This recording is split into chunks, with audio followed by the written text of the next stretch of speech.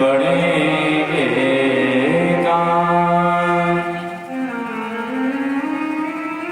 महाराज एक वृंदावन की सत्य घटना है।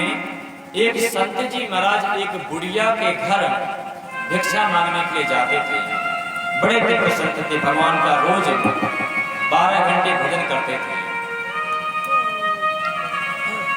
रोज बुढ़िया के घर पर वो भिक्षा मांगने के लिए जाएं, लेकिन एक जो बुढ़िया अम्मा थी वो उनको कभी गाली देती, कभी कुछ देती, डांट कर भगा देती, पर उनको भिक्षा में कुछ भी नहीं देती। उन संत जी के चेलाओं ने कहा, महाराज आप इतना बड़ा धन है, इतना बड़ा आश्रम है, हम सब आपकी सहायता करने के लिए हैं।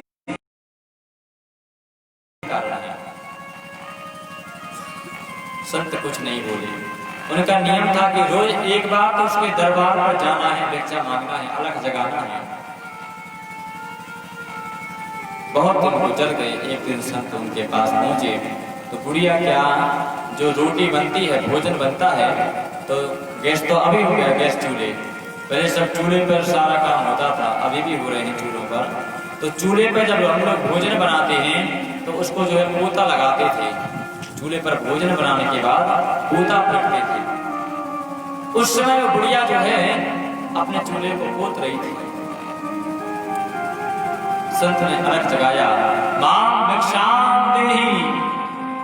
बुढ़िया ने कहा, नाश कर लो, फिर आ जाओ, रोज आ जा द्वारे पे। सो गुस्से में आए बुढ़िया, बड़बड़ाती रही, पोता पोत रही थी। उसी पोते बुढ़िया जोर से एक संत ने फेंक दिया।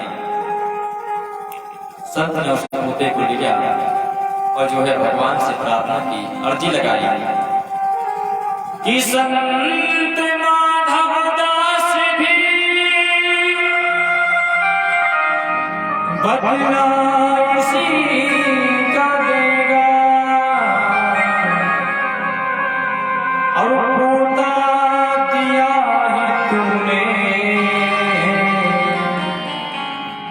जा तुझे भी पोता मिलेगा। संत ने भगवान से प्रार्थना की, संत माधव दास भी बदला इसी का देगा, और तूने तो दिया पोतने वाला पोता, पोता दिया है तूने, क्या तुझे भी पोता मिलेगा। उस बुढ़िया के यहाँ जो पुत्र था, उसके यहाँ कोई संतान नहीं हुई। उसने कई संतों से, कई ब्राह्मणों से अनुष्ठान करवाए, जाप करवाए, लेकिन कोई भी संतान जब उत्पत्ति नहीं हुई, तब उसको संतों से, ब्राह्मणों से चिढ़ होने लगी थी, गुस्सा आने लगा था। ये सब ढोंगी हैं, सब मांगने वाले हैं, केवल लूटते हैं, फायदा कुछ होता नहीं, केवल ले जाते हैं। लेकिन वो संत सच्चे थे, वो उसकी भावना समझ गए कि झोला छापों ने मार्केट बिगाड़ा है, इसके अंदर ये दीन भाव, गलत विचार जो है प्रकट किए हैं, इसका उद्धार करना अच्छे संतों का, अच्छे ब्राह्मणों का कर्तव्य है। तो महाराज वो संत रोज भिक्षा मांगने के लिए जाएं, जब उनको भिक्षा में मिल गया, उसी दिन उस पोता को लेकर वो संत अपना आश्रम छोड़ करके अंतर ध्यान हो गए। उस दिन से उस बुढ़िया के घर में, क्या उस गांव में भी किसी को वो संत दर्शन नहीं दिए, नहीं दिखाई दिए।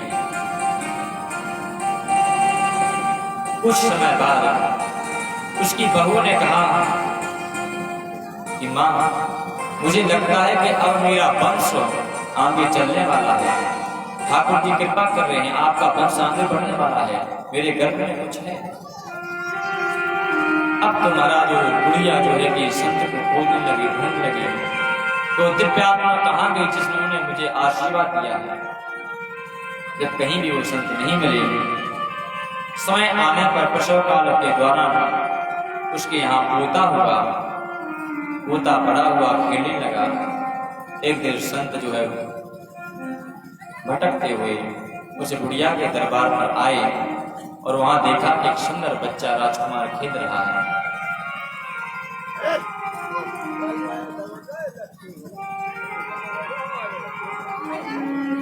संत ने पूछा, ये बालक किसका है? तो बुढ़िया बोली, बालक हमारा ही है महाराज। ये आपने ही आशीर्वाद दिया था, ये उसी आशीर्वाद का फल है, उसी आशीर्वाद का परिणाम है। बुढ़िया कहती है कि पोता दियो न प्यार से, मैंने रिश्वत दीनो मारो, और जो मैं देती प्यार से, मोरे होते राजकुमार।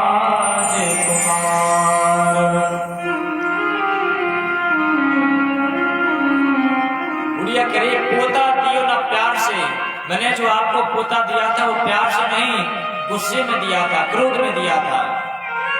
रिश्वत दीनो मार, जो मैं देती प्यार से, यदि मैं पोता आपको प्यार से देती, सम्मान से देती, तो मेरे यहाँ राजकुमार होते। साक्षात भगवान की कृपा हुई है, आपकी कृपा से आज जो हमारे घर में बालक खेल रहा है, यह आपका ही आशीर्वाद है। संत की कृपा महाराज, संत का आशीर्वाद।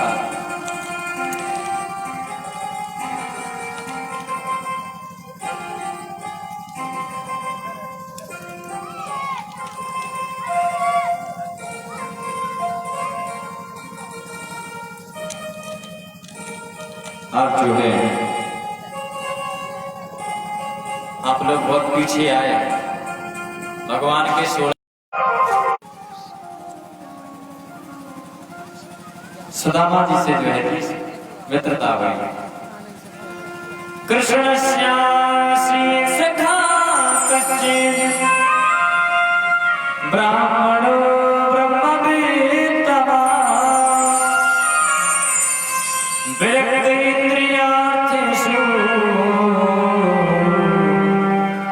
प्रशांतात्मा जितेंद्रिया। महाराज कथा आती है कि जब भगवान गुरुकुल में पढ़ने गए तो उनकी एक पंडित जी से मित्रता हुई, एक पंडित जी से दोस्ती हुई। उनका नाम है सुदामा। बड़े ध्यान दें महाराज, सुदामा जी से भगवान की मित्रता हुई। दोनों अपने अपने घर पूरी पढ़ाई करके चले गए। अब भगवान तो बन गए जो है द्वारका के राजा, लेकिन सुदामा जी अत्यंत गरीब। यदि सुबह का भोजन है तो शाम के लिए कोई ठिकाना नहीं। इतना गरीब के घर में एक भी जो है अन्न का दाना नहीं, एक भी खाने के लिए चावल नहीं, कोई भी भोज सामग्री उनके घर में नहीं है। रोज 5 घरों से भिक्षा मांगते हैं और अपनी जीविका को चला रहे हैं, अपने परिवार का लालन पालन पोषण कर रहे हैं।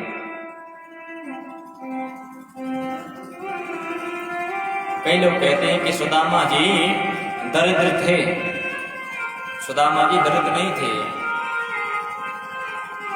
सुदामा जी गरीब थे, भिखारी थे, भिक्षा मांगते थे, लेकिन दरिद्र नहीं थे। शास्त्रों में दरिद्र किसे कहा गया है? दरिद्र कहा गया है दरिद्र अस्तु असंतुष्टा, जो असंतोषी है, जिसके मन में संतोष नहीं है, वह दरिद्र है। आपसे बात हुई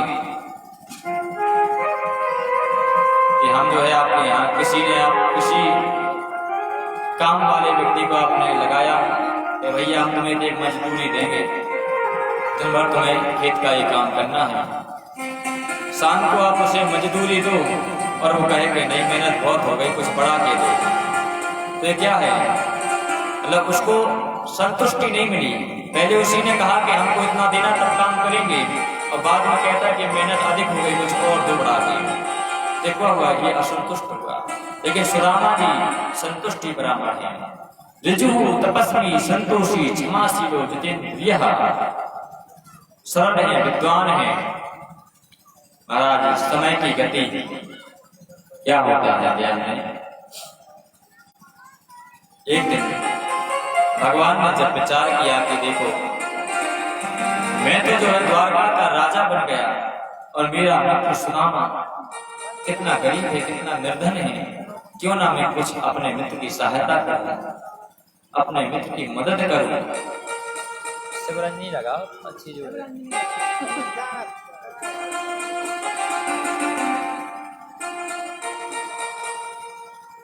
तो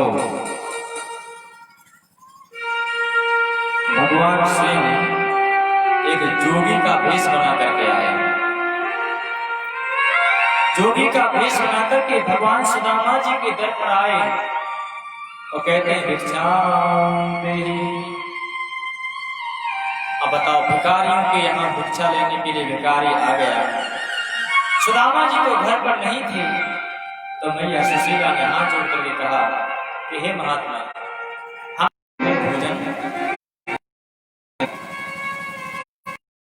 सुशीला जी बोले हम आपको नहीं दे सकते। तो मांगने वाले जो भगवान भिक्षु के भेष में आए हैं वह कहते हैं कि आपके यहाँ शोर है, तो क्या हुआ है, हुई है, क्या हुआ। सुशीला जी बोली कि ना मेरे यहाँ पुत्री, हमारे यहाँ तो दरिद्रता रूपी पुत्र ने जन्म लिया है, गरीबी ने जन्म लिया है, में कुछ है नहीं, इसलिए हम आपको दे नहीं सकते हैं।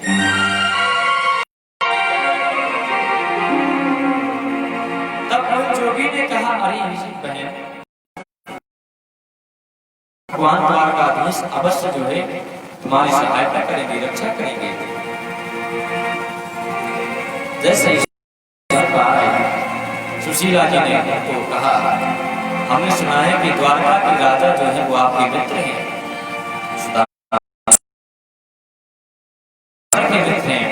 हम दोनों एक ही साथ गुरुकुल में पढ़े हैं, एक ही साथ रहते थे, एक ही साथ खाते थे, लेकिन अब तो राजा बन गया है।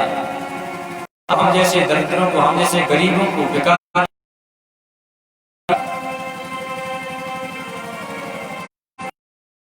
कहते हैं कि मेरा मन कहता है कि एक बार मिलने अवश्य जाओ, एक बार आप द्वारका जाओ, द्वारकानाथ अवश्य हमारी सहायता करेंगे,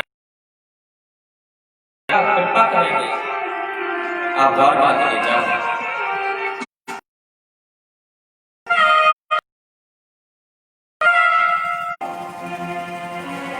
कुछ भी ले जाओ, लेकिन कुछ ना कुछ भगवान के लिए अवश्य ले जाओ। के तो पैसा का भरो चढ़ा के मंदिर में जाओ, जो गुरुजी हैं कि अपने तो गुरुजी जाओ।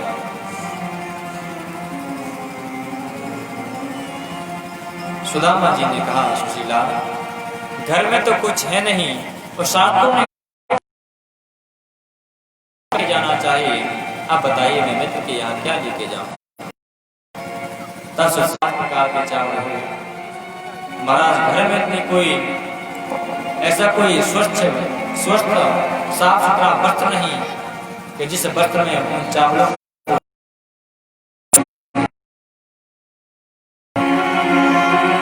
जितने भी कपड़े घर में ऐसे पटे हैं, एक कपड़े को रखा, उसके ऊपर एक पोटली बांधी, तो उन्हीं गांठ के साथ में जो गांठ लगा रहे, गांठ में एक मंत्र भी बांध दिया। कौन सा मंत्र? कि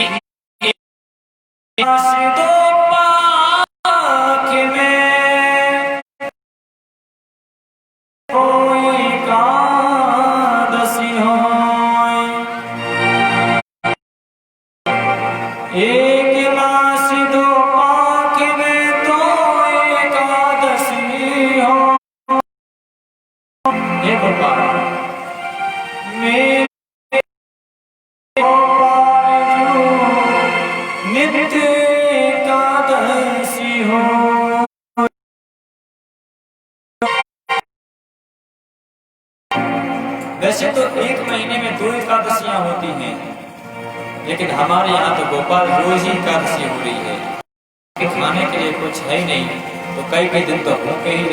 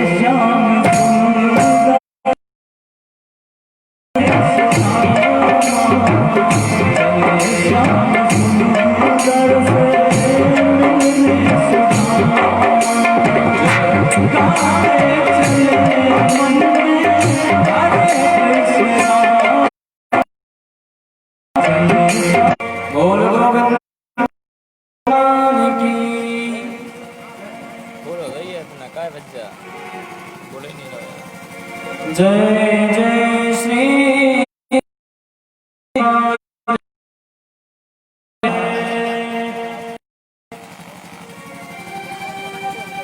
सुदामा जी जो है भगवान श्री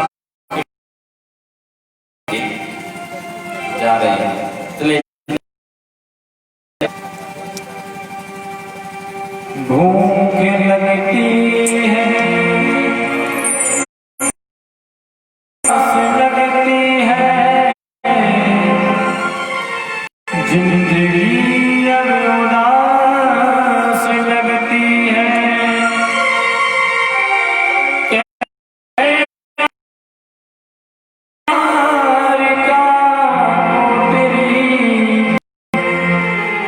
अब आस भी निराश लगती है।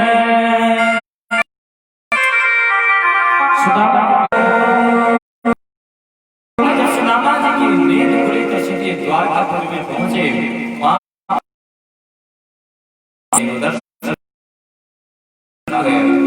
नगर में सुंदर वातावरण में शांति का परिचय है।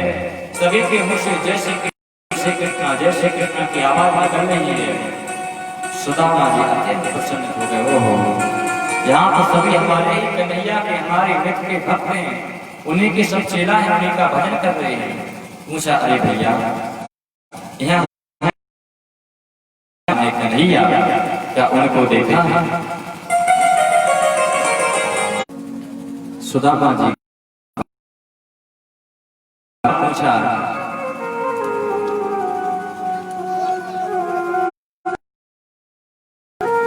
यहाँ के जो राजा हैं, जो द्वारकाधीश हैं, श्री कृष्ण हैं, वो हमारे बचपन के मित्र हैं और हम उनसे मिलना चाहते हैं।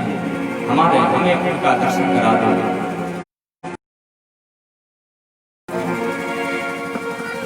सुदामा जी द्वारपालों से कह रहे हैं कि हमारे बचपन के मित्र हैं, दर्शन करा दो, उनसे मिलवा दो। पहले तो जो है कि पागल समझा के, देखो तो फटे चिटे कपड़े, अपने आप को भगवान का मित्र कहता है, हमारे राजा का मित्र ऐसा फकीर। लेकिन जगन पे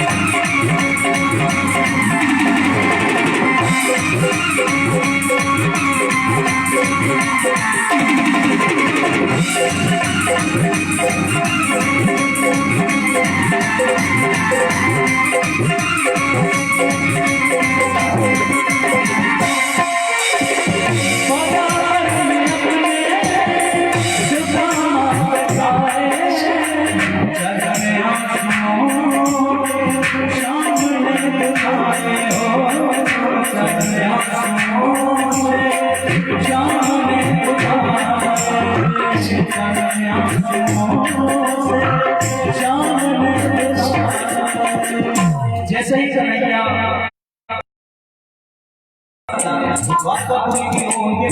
गलियां देखा देखिए सुदामा जी क्या कह रहे हैं। तेरी गलियां गलियां तेरी गलियां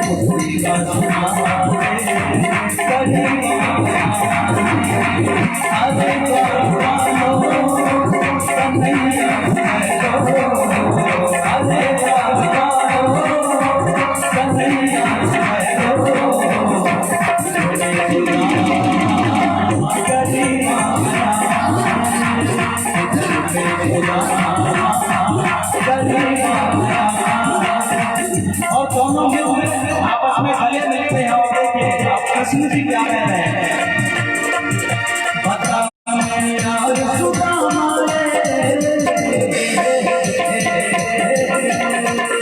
बता मेरा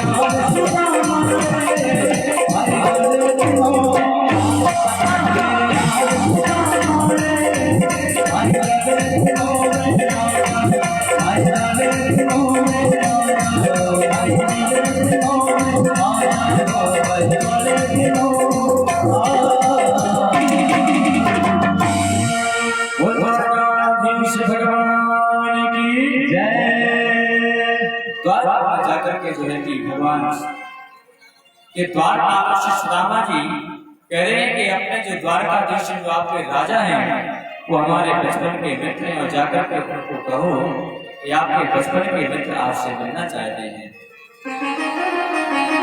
सुदामा जी द्वारपाल से निवेदन करते हैं। तब जो है द्वारपाल भगवान के पास में जाते हैं। भगवान उस समय भोजन कर रहे थे। जैसे ही द्वारपाल वहां पर दौड़ा दौड़ा पहुंचा, उसने कन्हैया को देख करके कहा, क्षमा करना प्रभु, द्वार पर एक ऐसा व्यक्ति आया है, ऐसा अजीब व्यक्ति आया है जो आज तक कभी अपने द्वार पर नहीं आया है। उसने मुझे आपके पास आने के लिए विवश कर दिया। तब भगवान कृष्ण कहते हैं कि वो कैसा है, वो कौन है, क्या बोलता है। तब द्वारपाल कहते हैं भगवान से, किसी से पगा न छगा तन पे, प्रभु जाने सो के ग्राम, धोती फटी सिर की दुपटी, हर पाए पाने की नहीं सा, द्वार खड़े तुझ गुरबने को, रहियो चक सो वसुधा अभिरामा,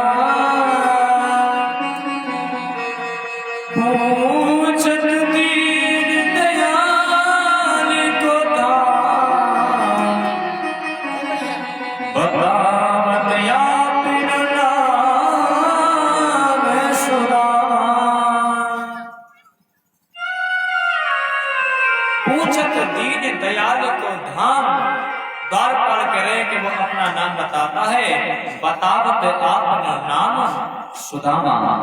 जैसे भगवान ने सुना कि सुदामा हमारे द्वार पर खड़ा है, तुरंत भोजन को बारे थे, भोजन की थालियों को कहीं छोड़ा और अपने मित्र से मिलने के लिए दौड़ पड़े। महाराज भगवान आज खड़ाऊ पहनना भूल गए हैं, गले में डालने वाला पीतांबर गिरता जा रहा है, भगवान दौड़ते जा रहे हैं। जैसे द्वार पर पहुंचे तुरंत जो सुदामा जी को अंक में भर लिया, गले से लपेट लिया,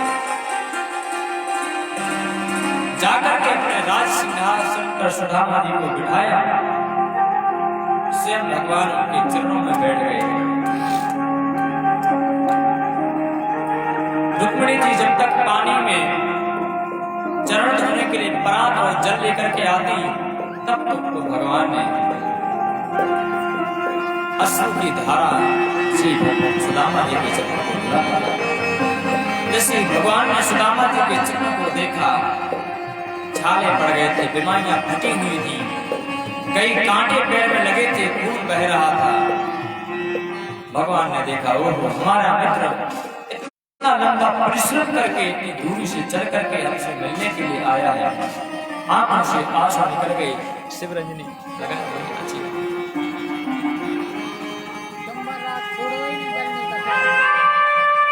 आंखों से आंसू झरने लगे हैं। जब तक कि रुक्मिणी देवी जल की परात लेकर के पैर धुलाने के लिए आती, तब तक तो भगवान ने अपने आंसू से चरणों को धुला दिया, सुदामा जी के चरणों को धुल दिया। पुनः अपने कक्ष में ले जा करके उनको बिठाया, सुंदर स्नान आदि कराए,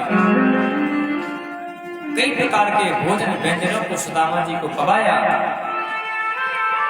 अब कहते हैं कि जब कोई घर पर आए तो उससे तुरंत ही कोई जो है उसके परिवार के बारे में, उसकी दुख सुख के बारे में बात नहीं करना चाहिए।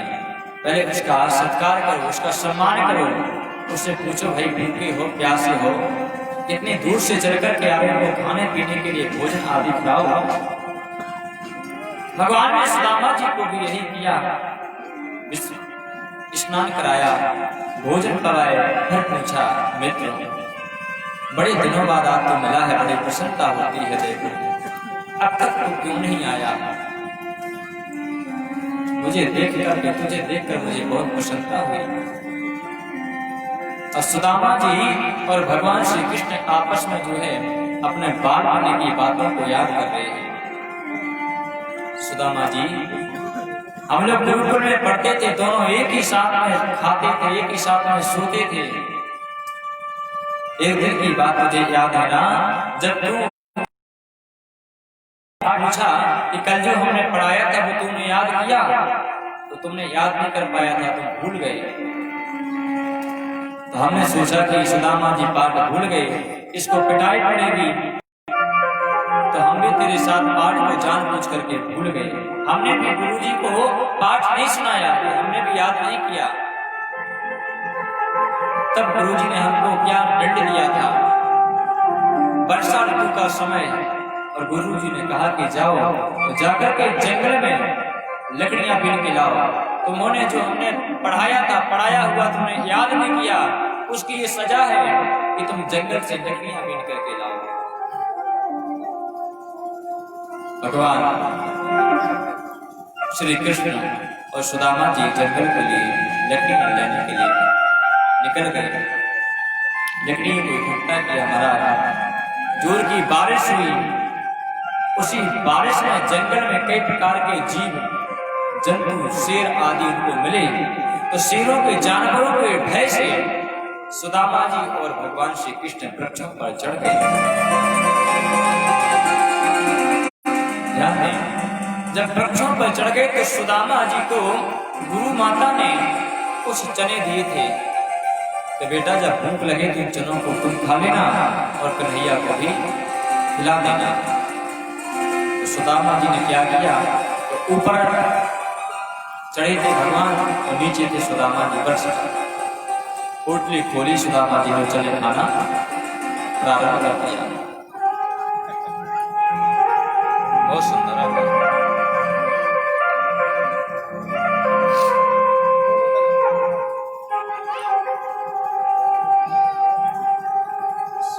सुदामा जी पोटली को खोल करके चने खाने लगे। भगवान कृष्ण कन्हैया ने पूछा, मित्र इतनी कुटकुटाने की आवाज कहाँ से आ रही है? बोले कुछ नहीं कन्हैया, ये तो ठंड पड़ रही है, बारिश हो रही है, तो सर्दी से हमको ठंड लग रही है, इसलिए दांत कपकपा रहे हैं, सर्दी लग रही है। भगवान समझ गए कि सुदामा झूठ बोल रहे हैं और कहा है कि गुरु से कापन अरु मित्र से चोरी, गुरु से कापन अरु मित्र से चोरी, गुरु से कापन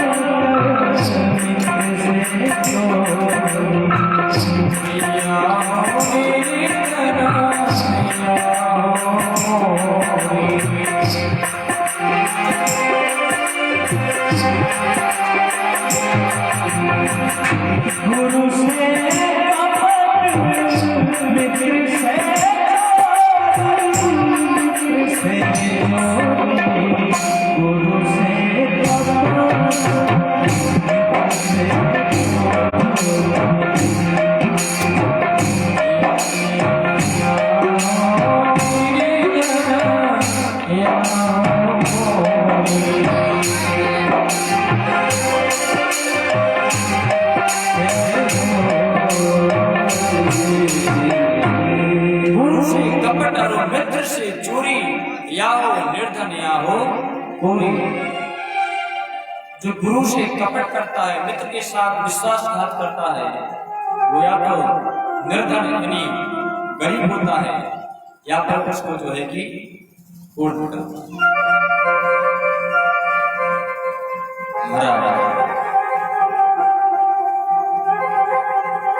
सुदामा जी ने उन जनों को खाया, मित्र से चोरी की, इसलिए निर्धन हुए। लेकिन वास्तविकता तो ये है कि सुदामा जी ने जानबूझ करके उन जनों को खाया। क्यों? उनके पीछे कथा है। आज एक नितांत गरीब बुढ़िया थी, बूढ़ी अम्मा, रोज वो नगर में जाकर के भिक्षा मांगती थी। एक दिन उसने दिन भर भिक्षा मांगी और भिक्षा में उसे कुछ भी नहीं मिला। शाम के समय जब वो भिक्षा टन करके लौट रही थी तो किसी ने उसको एक पोटली में चना दिए, चना। अब बुढ़िया ने सोचा कि अब शाम तो हुई गई है, अब रात में खा करके क्या करूं, इन चने को रख देती हूँ और सुबह उठते ही ठाकुर जी को भोग लगा करके खाएंगे। बुढ़िया ने वो चने अपनी झोपड़ी में टांग दी, रख दी। रात्रि के समय जब वह बुढ़िया सो रही थी तो कोई चोर आए। उसने देखा कि इस बुढ़िया के झोपड़ी में पता नहीं कोठरी में क्या लटका हुआ है, ऐसे नहीं कि इसके पास धन हो, कुछ सोना चांदी हो। तो रात के अंधेरे में उस पोटली को उठा करके चोर भागे। बुढ़िया ने आवाज लगाई, चोर चोर मेरे चोरी करके ले गया है। पीछे पीछे बुढ़िया दौड़ रही है, आगे आगे वो चोर भागते जा रहे हैं। उसने देखा कि बुढ़िया हल्ला कर रही है, लोग जाग जाएंगे, हमको पिटाई लगेगी, हम पकड़े जाएंगे। डर के मारे चोरों ने वही जो है पोटली वहीं पर फेंक दी। वहीं पर जो है कि शांतिपनी जी का शांतिपनी स्कूल था, विद्यालय था, गुरुकुल था। तब उस बुढ़िया ने श्राप दिया कि मैं तो ये चने अपने ठाकुर जी को भोग लगाने के लिए रखी थी, और जो भी इन चने को खाएगा वो निर्धन हो जाएगा, गरीब हो जाएगा। और वही चने गुरु माता ने सुदामा जी को दिए। तो सुदामा जी ने जानबूझ करके वो चने खाए कि मैं गरीब हो जाऊं कोई बात नहीं, लेकिन जो त्रिलोकी का पति है, जो जगत का स्वामी है, यदि वो गरीब हो जाएगा तो कैसे संसार चलेगा। इसलिए परमात्मा को उस बुरी अम्मा का श्राप न लगे, इसलिए सुदामा जी ने अकेले पूरी जनों को खा लिया।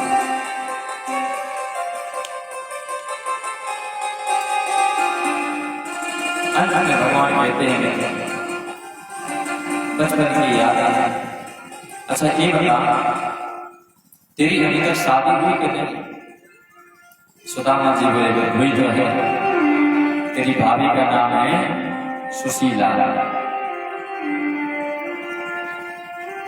अब भगवान बोले जब तेरी शादी हुई है मित्र, तो भाभी ने कुछ ना कुछ तो भेजा होगा कि मित्र के घर जा रहा है, कुछ लेकर के जाओ। सच बताओ क्या लेकर के आया? और सुदामा जी को शरण लग गई, भगवान कहाँ उसके सोने के राजमहल, बैठने के सोने के खाने पीने के पात्र, हीरे जड़े, अब इसको मैं अपने पोटली कैसे दिखाऊं? तो शरण के बाद सुदामा जी कहते हैं भाभी ने कुछ नहीं दिया। कहा मैं अपने जो चावलों को दबाए, पोटली को दबाए, हाथ को दबाए, कहते कुछ नहीं दिया। भगवान समझ गए कि अभी भी सुदामा जी छुपा रहे हैं, अभी भी बदले नहीं हैं। जब प्यार से समझाने तो सुदामा जी ने नहीं बताया। भगवान ने उनकी पोटली को छीन लिया और जैसे छीना और गांठ को खोला तो जो भाभी ने मंत्र पढ़ा था गांठ बांधते समय, वो मंत्र भगवान को स्मरण हो गया। क्या कहा गया? सुशीला जी ने लिखा था, कहा था कि एक मास दो पाख में तो एकादशी होए, अरे घर को पाजो नित्य एकादशी होए। हे गोपाल, हमारे तो घर में रोज ही एकादशी होगी, कृपा करो। तब भगवान ने उस पोटली को, उस मंत्र को स्मरण किया। तब भाभी को आशीर्वाद दिया कि भाभी होनी थी सो हो गई, अब नहीं ऐसी होए। भाभी तेरे महल में नित्य ही द्वादशी होए। हाँ भाभी, जो होनी थी वो हो गई, अब तेरे यहाँ ऐसा होने वाला नहीं है। अब तो रोज द्वादशी आएगी, एकादशी के बाद हम लोग पारण करते ना, अगले दिन भोजन खाते हैं। अब तुम रोज पेट करके पाओ, दूसरों को भी पकाओ। भगवान ने जो है भाभी को आशीर्वाद दिया। पोटली को खोल करके एक पत्ती चावल की लगाई महाराज, एक लोग का राजा बना दिया सुदामा जी को। पत्ती खाई, दूसरे लोग का भी राजा सुदामा जी को बना दिया। तीसरी बार जब चावल खाने ही वाले थे तो रुक्मिणी जी ने हाथ पकड़ लिया। संत विद्वान इसका बहुत अच्छा अर्थ बताते हैं। कहते हैं कि रुक्मिणी जी ने भगवान का हाथ इसलिए पकड़ा कि मित्र के घर का प्रसाद है, ये ब्राह्मण के घर का प्रसाद है, क्या अकेले ही पूरा खा जाओगे? हम भी तो आपकी पत्नियां हैं भाई, जब ब्राह्मण के यहाँ का प्रसाद है तो पूरे घर में बांटना चाहिए, थोड़ा हमको भी खाने को प्रसाद। कोई संत कहते हैं कि रुक्मिणी जी ने इसलिए सुना भगवान का हाथ पकड़ा, ये चावल कच्चे हैं, यदि जाना कच्चे चावल खा लोगे तो आपका पेट खराब हो जाएगा। कोई विद्वान इसका अर्थ देते हैं कि रुक्मिणी जी ने भगवान का हाथ इसलिए पकड़ा कि आपने 2 बार चावल खाकर उन्हें 2 लोग का राजा बना दिया। अभी इसलिए मुट्ठी चावल खा करके आप 3 लोगों का राजा सुदामा जी को बना दोगे तो खुद सुदामा बनना चाहते हो क्या? जब अपना सारा राजधन आदि सुदामा जी को सौंप दोगे तो तुम क्या होगे? स्वयं सुदामा बन जाओगे, भिखारी बन जाओगे। इसलिए ओम शांति।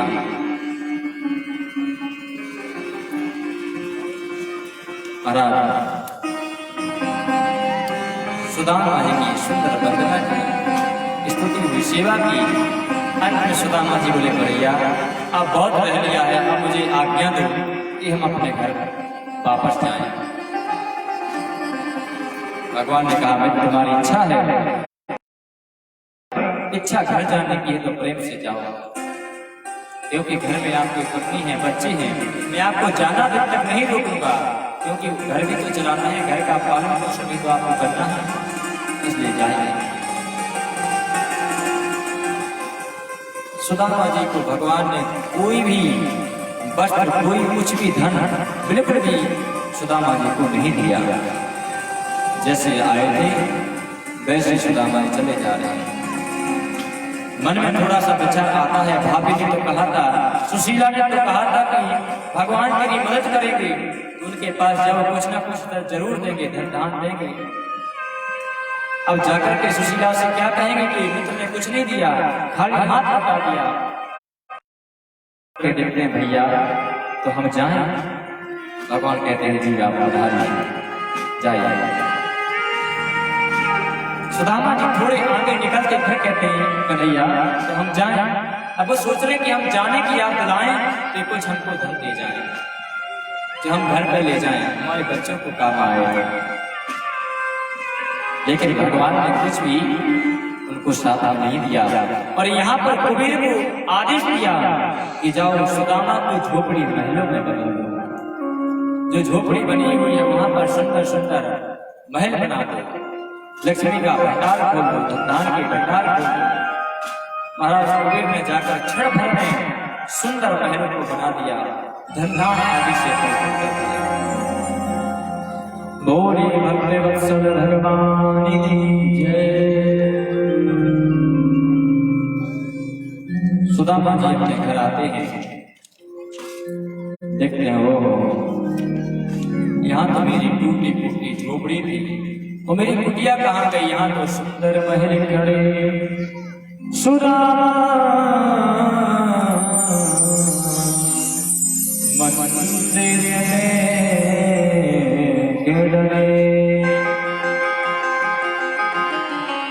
यहाँ तो थी मेरी टूटी झोपड़िया, कंचन महल खड़े। सुदामा मंदिर किनारे, सुदामा मंदिर किनारे। यहाँ तो टूटी फूटी घास की झोपड़ियां थी, ना जाने किस राजा ने हमारे नगर पर अपना अधिकार जमा लिया, हमारी झोपड़ियां को मिटा करके यहाँ अपने सुंदर सुंदर महलों को बना लिया। जिस मंदिर में जाकर के सुदामा जी ठाकुर जी की पूजा करते थे, उसी मंदिर की देरी पर बैठ गए। सुशीला जी जब भगवान की पूजा करने को आई, तब जो है सुदामा जी ने सुशीला जी ने पहचान लिया, ओहो स्वामी आप आ गए। सुदामा जी बोले देवी आप कौन? सुशीला जी बोले मुझे नहीं पहचाना, मैं आपकी धर्मपत्नी सुशीला। सुदामा जी बोले ओहो सुशीला तेरे दो चुटिया, ये सब वैभव।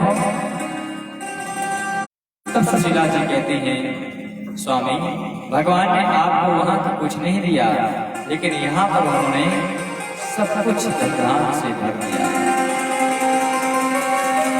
न जाने कौन से गुण पर दयानिधि दी जाते हैं।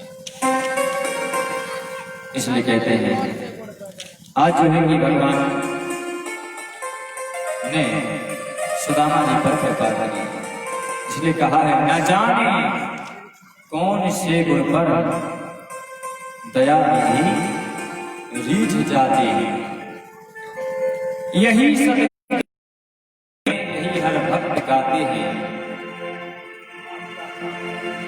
ओ न जाने कौन से गुण पे दयानिधि, न जाने कौन से गुण पे दयानिधि रीझ जाते हैं। न जाने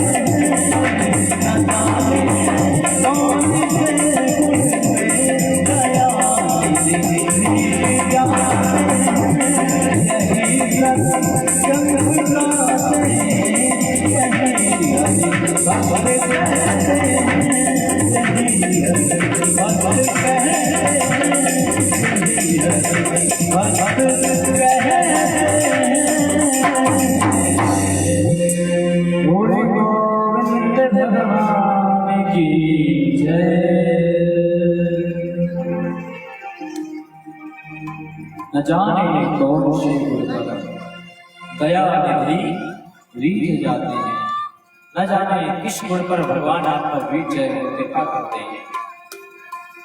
कृपा की ना होती जो आदत तुम्हारी तो सोनी ही रहती अदालत तुम्हारी। यदि आप कृपा नहीं करते होते तो तुम्हारे दर पर कौन आता? यह आपकी आदत है जिसके फलीभूत हम भक्त आपके चरणों में हमेशा हमेशा चरणों में बंधन करते रहते हैं। आज भगवान ने सुदामा जी पर कृपा की और आज यहाँ पर दसम स्कंद की पूर्णाहुति करते हुए एकादश स्कंद में जब प्रवेश करते हैं तो भगवान अपने जो बच्चे हैं उन बच्चों को सुंदर शिक्षा देते हैं कि रूप यौवन संपत्ति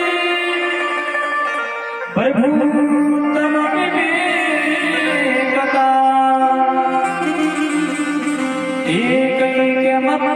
एकैकमप्यनर्थाया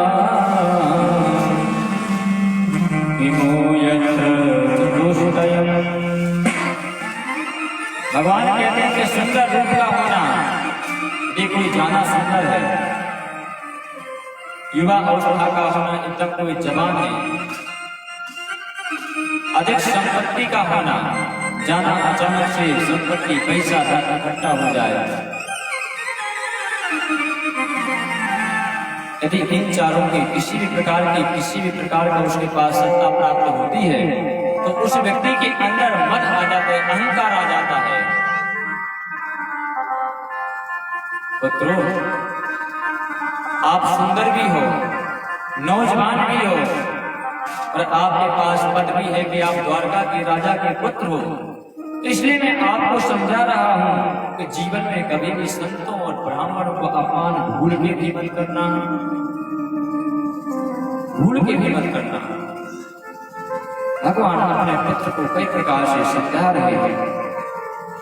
एक दिन पुत्रों ने सोचा कि हमेशा संत ब्राह्मण पिताजी लगाए रहते हैं, देखता हूँ संतों में वास्तव में कुछ ताकत होती है कि वह काम के रहते हैं, केवल इनके मन का केवल डर है, भय है। बच्चा रोता है, मैया ने कहा कि रो मत नहीं तो बाबा आएगा पकड़ ले जाएगा। बाबा झोली में डाल ले जाए।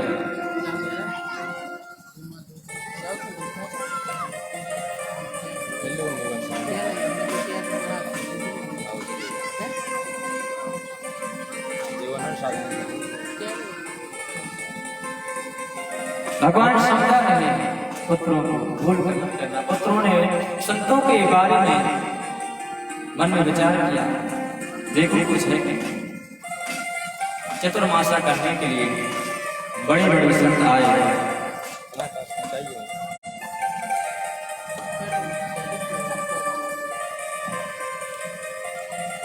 विश्वामित्रो सीता कण्वो दुर्वासा प्रभुरंगिरा कश्यपो वामदेवोत्रे वसिष्ठो नारदादया। विश्वामित्र, असित, कण्व, दुर्वासा, भृगु, अंगिरा, कश्यप, वामदेव, अत्रि, वशिष्ठ, नारद, बड़े बड़े संत महात्मा पधारे भगवान के घर। तो भगवान के पुत्रों ने क्या किया, ये जो एक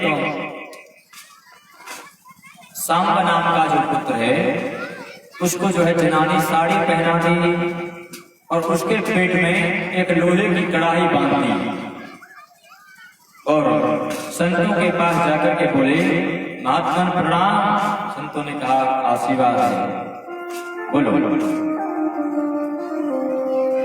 तब जो है भगवान के पुत्र कहते हैं कि भगवान संत महात्मा, हम आपसे ये जानना चाहते हैं, तो जो हमारी नई बहू है, अभी हम इसकी शादी हुई है, इसके पेट में कुछ है, गर्भ है, अब कृपा करके आप ये बताएं कि इसके यहाँ बच्चा होगा या बच्ची होगी, पुत्र होगा या पुत्री होगी, कृपा करके मार्गदर्शन करें।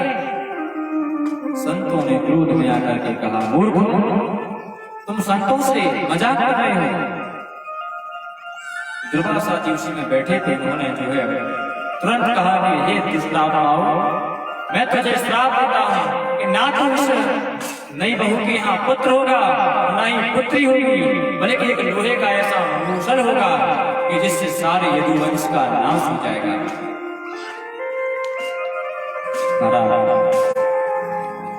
पुत्र अब तो भयभीत हो गए भगवान के, दौड़ करके जो है कि बाबा के पास पहुंचे। उग्रसेन जी के पास पहुंचे, महाराज बड़ी गलती हो गई है, ऐसा ऐसा हमने संतों का अपराध किया है। उग्रसेन जी ने कहा, मूसल को घिस करके समुद्र में फेंक दो। तो घिस कर उस मूसल को समुद्र में फेंका। वही समुद्र के किनारे गिरे जो उस मूसल के लोहे के जो कण थे वो ईरका नाम की घास बन गई। अंत में जो है भगवान के स्वधाम जाने का समय आया। बलराम जी तीर्थ यात्रा पर निकल गए, उद्धव जी भी तीर्थ यात्रा पर निकल गए। जो दो चार भगवान के भक्त थे वो तीर्थ यात्रा में चले गए और बाकी यदुवंशी काल की प्रेरणा आते आते सब एक दूसरे से लड़ पड़े, झगड़ने लगे, एक दूसरे को कटने काटने मारने लगे। लड़ते लड़ते महाराज समुद्र के किनारे पहुंचे और ईरका नाम की घास को उठा करके एक दूसरे में बार करके सभी अस्त व्यस्त होकर के समाप्त हो गए। महाराज ठाकुर जी भी जो है जंगल में बट वृक्ष के नीचे लेटे हैं, चरणों पर चरणों को रखे हैं। एक बहेलिया है जो पूर्व जन्म में बाली था, जिस प्रकार से भगवान राम जी ने बाली को छिप करके मारा था, उसी प्रकार से वही बहेलिया इस जन्म में जो है कि वही बाली इस जन्म में बहेलिया बना। और भगवान लेटे थे, उसमें सोचा ये कोई हिरण है। भगवान के चरणों में पदम था, वो पदम चमक रहा था, उसने सोचा कोई हिरण है, तुरंत जो है तीर चला दिया। भगवान सभी के देखते ही देखते ऊपर से देवता लोग विमान लिए खड़े हैं, शंख झालर ढोल मृदंग आदि बज रहे हैं, देवता लोग स्तुतियां कर रहे हैं, गंधर्व गा रहे हैं, नाच गान हो रहा है और भगवान सबके देखते ही देखते अंतर्धान हो गए। बोले द्वारकाधीश भगवान की जय हो, जय जय श्री राधे। तब आचार्य सुखदेव जी महाराज कहते हैं कि जब भगवान स्वधाम चले गए अब भगवान जब स्वधाम चले गए, सुखदेव जी महाराज कह रहे हैं कि भगवान कहीं नहीं गए हैं। भगवान जो है अपने आकाश पिंड को श्रीमद् भागवत पुराण में श्लोकों के रूप में आज भी जो है विराजमान होते हैं।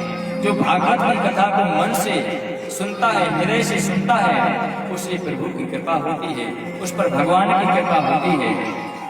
ध्रुव जी पर कृपा हुई, प्रहलाद जी पर कृपा हुई, अजामन पर कृपा हुई, धुंधकारी पर कृपा हुई, शौनकादि 88 ऋषियों पर कृपा हुई, ब्रह्मा जगदम्बा आदिशक्ति ब्रह्मा जगदम्बा दुर्गा जी पर कृपा हुई, सुखदेव जी पर कृपा हुई है। तो भागवत की जो कृपा है उस पर भगवान की कृपा होती है।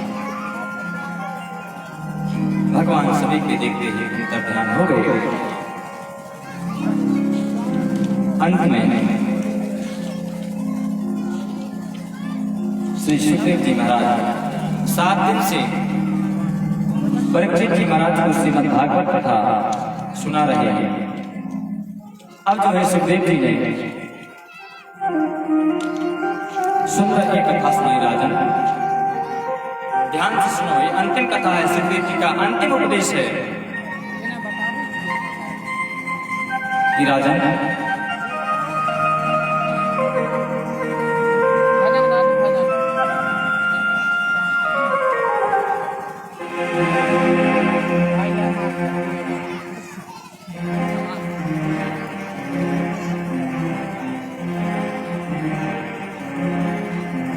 अंतिम उपदेश है। सुखदेव जी महाराज कहते हैं राजन एक कथा सुनो। बोले सुनाओ। हम तो 7 दिन से कथा ही सुन रहे हैं, कथा थोड़ी सुन रहे हैं। कृपा करके आपने हजारों सुनाई, एक और सुना दो, कृपा करो सुनाइए। सुखदेव जी कहते हैं राजन एक राजा था जो शिकार करने के लिए जंगल में गया। शिकार के लिए जंगल में गया। शिकार खेलते खेलते उसको रात हो गई। वो वहीं पर जंगल में भटक गया। उसे कोई भी सहारा वहां पर नहीं मिला। तब रात में उसे ठंड लगी तो वो अपनी ठंड बचाने के लिए जंगल में एक झोपड़िया बनी थी। उस झोपड़िया की ओर बढ़ा तो उसके द्वार पर एक व्यक्ति डंडा लिए द्वारी पर बैठा है। राजा उसमें जब प्रवेश करने लगे उसने तुरंत डंडा खटखटाया। अरे कौन हो? बोले मैं फलाना देश का राजा हूँ, मुझे बहुत ठंड लग रही है, जानवरों का डर लग रहा है, इसलिए हम इस झोपड़िया में रात गुजारना चाहते हैं। तो द्वारपाल बोला कि आप रात तो गुजारो, लेकिन सुबह होते ही इस हमारी झोपड़ी को खाली कर देना। राजा ने कहा ठीक है। राजा अंदर प्रवेश किए। अंदर जैसे ही जाते हैं तो क्या देखते हैं कि कहीं पर खून पड़ा है, कहीं पर गंदगी पड़ी है, ईंट पड़ी है, गंदा ही गंदा पूरा घर है। जैसे जैसे राजा ने रात गुजारी उस झोपड़ी में, उस घर में, एक कोने में बैठा रहा। अब रात भर में वो बदबू उसके अंदर भर गई, वो उसी में रम गया। अब सुबह जब द्वारपाल ने कहा कि राजन जो शर्त थी कि मैं सुबह होते ही खाली करके मैं चला जाऊंगा, अब आप जाइए। राजा बोले अब मैं नहीं जाऊंगा, अब तो मेरा यहाँ मन लग गया है, अब मेरा मन जाने का नहीं होता। तब आचार्य सुखदेव जी कहते हैं आप ही बताइए राजा परीक्षित, क्या इतनी गंदी जगह में किसी राजपुरुष को रहना चाहिए जहाँ पर खून पीप क्या क्या गंदगी पड़ी है? ऐसे गंदगी वाले घर में किसी को रहना चाहिए? परीक्षित बोले बिल्कुल नहीं, ऐसे घर से तो तुरंत भाग जाना चाहिए, तुरंत छोड़ देना चाहिए। सुखदेव जी कहते हैं राजन ये घर और कोई नहीं, ये घर हमारा ही शरीर है। इस शरीर के अंदर कितनी गंदगी पड़ी हुई है, सब कुछ अंदर ही है। रक्त लज्जा चित जल बाबा गगन समीरा। राजा आज हमारा 7वां दिन है, तक्षक आएगा, उसके पहले आप मैं हरि के चरणों में पधार। सुखदेव जी महाराज का जो है पूजन किया। राजा परीक्षित ने उनका पूजन किया कि आपने जो 7 दिन हमको कथा सुनाई है हम आपको प्रणाम करते हैं, वंदन करते हैं। यदि किसी प्रकार की राजा महाराज हमसे गलती हुई हो उसको क्षमा करना। ऐसा जो है परीक्षित जी सुखदेव जी से कहते हैं, प्रभु आपने मेरा परम कल्याण कर दिया, कृपा की। सुखदेव जी महाराज तो चले गए, तक्षक सर पर पुष्प में बैठ करके आया और राजा परीक्षित को पूछ लिया। राजा परीक्षित को भगवान के ध्यान को पहले से धार चुके थे। बोले गोविंद भगवान की जय। क्रोध में आकर के परीक्षित के पुत्र जन्मेजय ने सर्पदृष्टि यज्ञ कराया कि जितने भी संसार में सृष्टि में सांप हैं वो सभी जो इस यज्ञ में स्वाहा हो जाए, सब जल करके भस्म हो जाए। लेकिन आखिरी मुनि ने आकर के उस सर्पदृष्टि यज्ञ को रुकवाया। अंत में जो है सूत जी महाराज जो कथा सुना रहे हैं उसमें सूत जी महाराज कहते हैं कि निम्न गाना में था देवा मचुना मचू तो यथा वैश्रवाना में था शंभु पुराणा में तथा। ध्यान दें, सूत जी महाराज कहते हैं कि बहने वाला में जैसे गंगा जी श्रेष्ठ हैं, सभी नदियों में जैसे गंगा जी श्रेष्ठ हैं, वैसे ही देवताओं में भगवान श्री कृष्ण सबसे श्रेष्ठ हैं। वैष्णवों में जैसे शंकर जी महाराज श्रेष्ठ हैं, वैसे ही पुराणों में श्रीमद् भागवत महापुराण सबसे श्रेष्ठ है। बोले भागवत भगवान की जय हो। आगे कहते हैं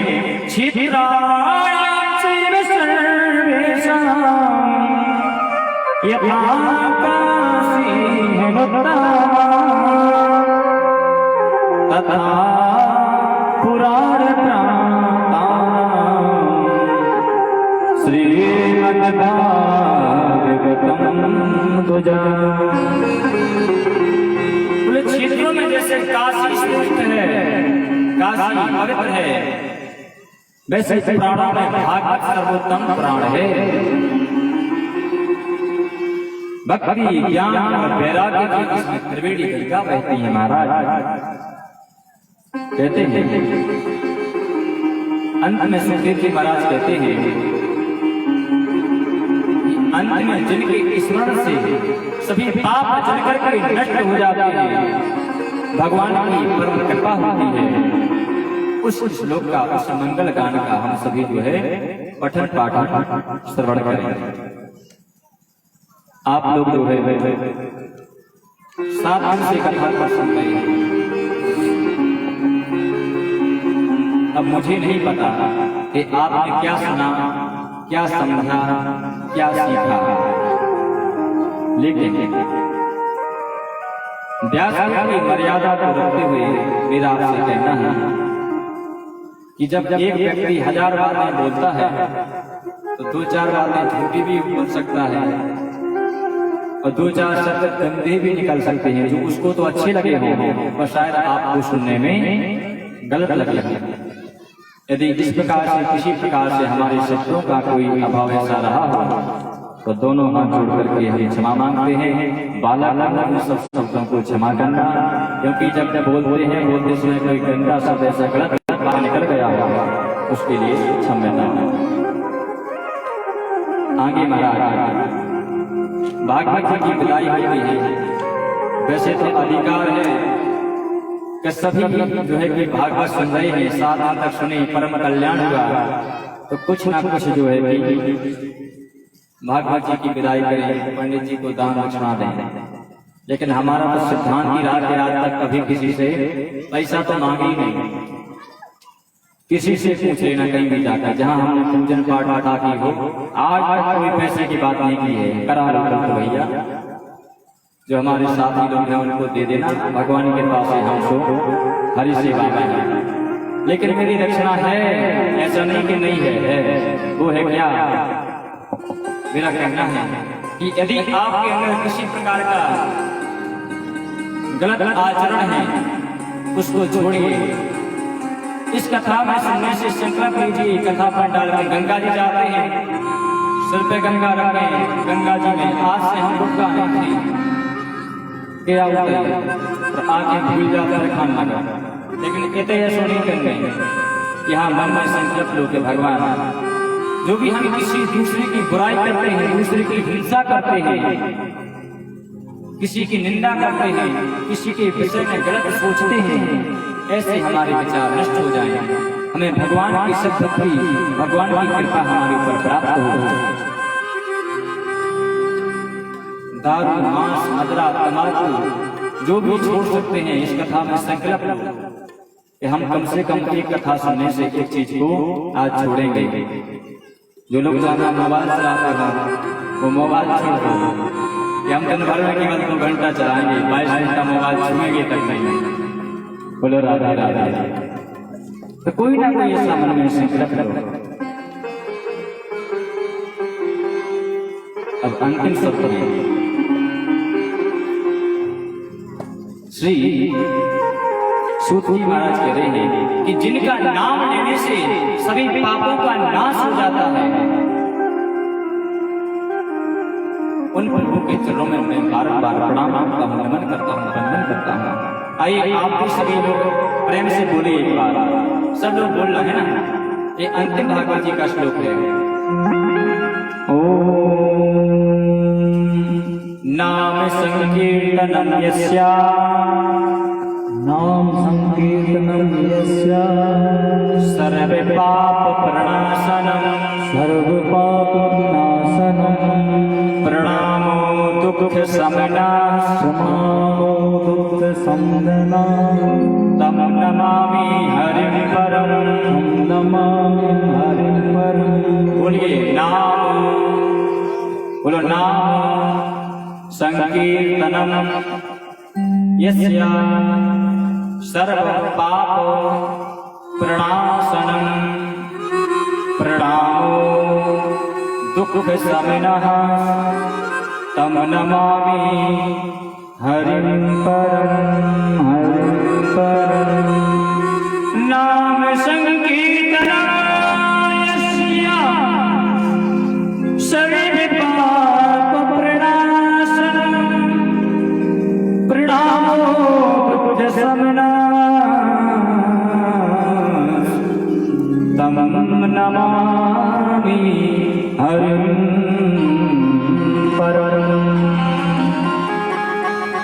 बोले लक्ष्मी नारायण भगवान की जय हो, राधा कृष्ण भगवान की जय हो, श्रीमद् भागवत महापुराण की जय हो, श्री वेदव्यास भगवान की जय हो, जगदम्बा मातु की जय हो, सिद्ध बाबा की जय हो, अयोध्यानाथ की जय हो, श्री हनुमान जी महाराज की जय हो, आज के आनंद की जय हो, सांचे दरबार की जय हो, नगरवस्ती की जय हो, राम के सच्चे देवी देवताओं की जय हो, सांचे दरबार की जय हो, सत्य सनातन धर्म की जय हो, धर्म की जय हो, अधर्म का प्राणियों में विश्व का गौ माता की, माता पिता की, गुरुदेव भगवान की, संत समाज की, विप्र समाज की, भक्ति नगर की, भागवत महापुराण की, राधा राधालाल की जय।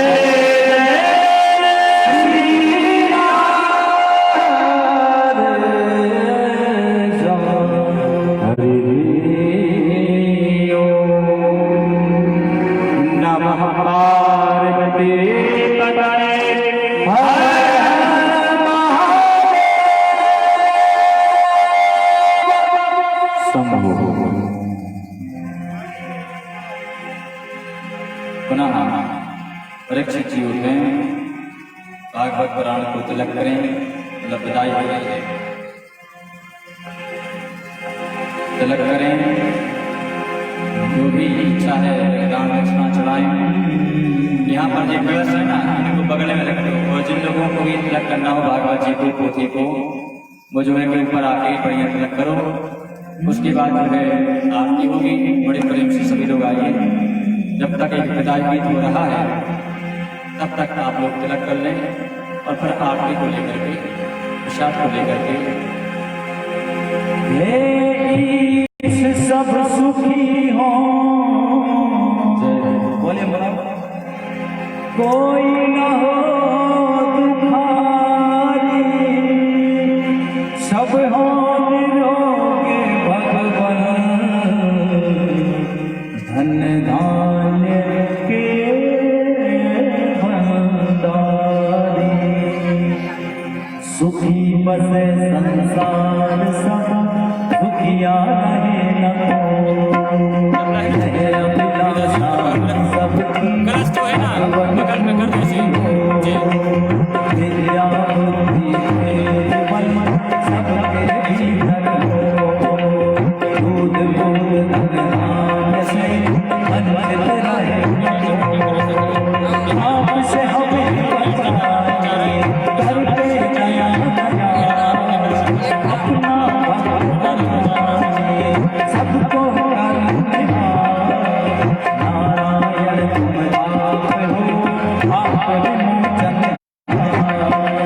हम करो अपराध सब करुणा से हाथ जोड़ विनती करो, सुनिए कृपा निधान, साधु संगति दीजिए, दयानंद का सुखी बसे